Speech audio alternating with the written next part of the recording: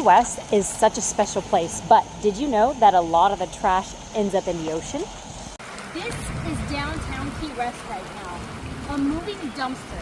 Make sure to ask the city to please make this better. This all is going to end up in the ocean.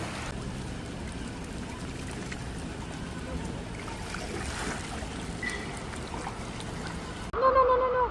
Got it. Look at this shit! A fucking license plate. This is Key West. Is ending up in the ocean. The ocean's right there. Big plastic bag. Oh my gosh. Oh my goodness. Plastic straws. Cigarette butts everywhere. Cigarette butts. It's disgusting.